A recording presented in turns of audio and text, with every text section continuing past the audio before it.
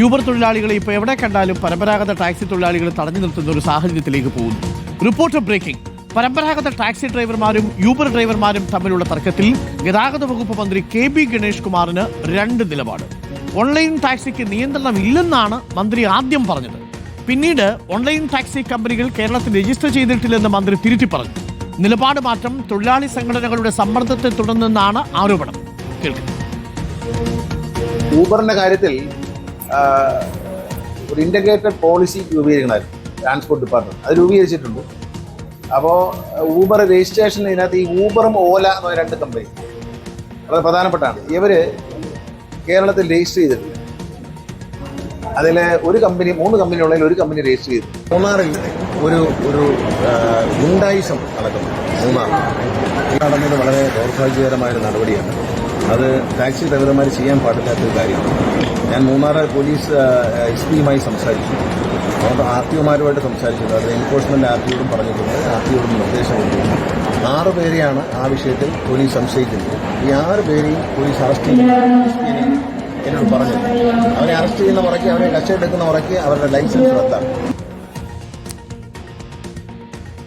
നമുക്കിപ്പം രാഹുലുണ്ട്. രാഹുൽ, KB ഗണേഷ് കുമാർ ഒടുവിലെടുത്ത നിലപാടും ആദ്യമെടുത്ത നിലപാടും രണ്ടും രണ്ടാണോ?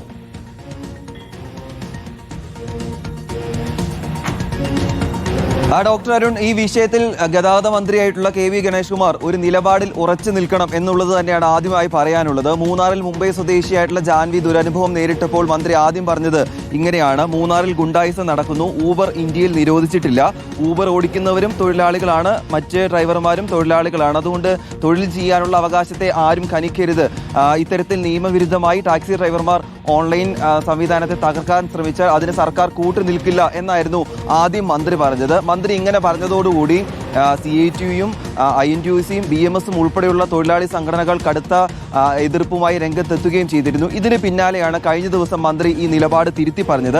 മന്ത്രി പിന്നീട് പറഞ്ഞത് ഇങ്ങനെയാണ്: യൂബറും ഓലയും കേരളത്തിൽ രജിസ്റ്റർ ചെയ്തിട്ടില്ല, നിയമപരമായി സാധ്യത വരണമെങ്കിൽ ഇവർ രജിസ്റ്റർ ചെയ്യണം, അല്ലാത്ത പക്ഷം ഊബറും ഓലയും ഉൾപ്പെടെയുള്ള ഓൺലൈൻ ടാക്സികൾക്ക് കേരളത്തിൽ സർവീസ് നടത്താൻ പാടില്ല എന്നാണ് പറഞ്ഞത്.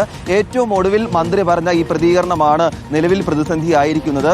ശരത്ത് ഉൾപ്പെടെ സൂചിപ്പിച്ച പോലെ തന്നെ നിലവിൽ ഊബറിനോ ഊബറുമായി ബന്ധപ്പെട്ടോ അല്ലെങ്കിൽ ഓലയുമായി ബന്ധപ്പെട്ടോ ഒരു ടാക്സി ഡ്രൈവർക്ക് പോലും, ഒരു ഓൺലൈൻ ടാക്സിക്ക് പോലും നിലവിൽ സർവീസ് നടത്താൻ പറ്റാത്ത സാഹചര്യമുണ്ട്. ഇതിൽ മന്ത്രി തന്നെ ഇടപെട്ടുകൊണ്ട് ഒരു വ്യക്തത വരുത്തണം, കൃത്യത വരുത്തണം. അല്ലാത്ത പക്ഷം ഇനിയും ഓൺലൈൻ ടാക്സി തൊഴിലാളികൾ നിരത്തിൽ അതിക്രമം നേരിടേണ്ടി വരും.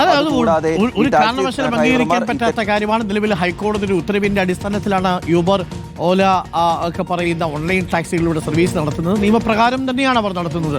ഒരു നിയമവും ലംഘിക്കാതെയാണ്. ഇനി സർക്കാരിന് പോളിസി ഉണ്ടെങ്കിൽ സുരക്ഷ സംബന്ധിച്ച പോളിസി കർശനമാക്കുകയാണ് വേണ്ടത്. യൂബർ തൊഴിലാളികളുടെ അല്ലെങ്കിൽ ഈ ഓൺലൈൻ ടാക്സി തൊഴിലാളികളുടെ മണ്ടയ്ക്ക് കയറുകയല്ല വേണ്ടത്.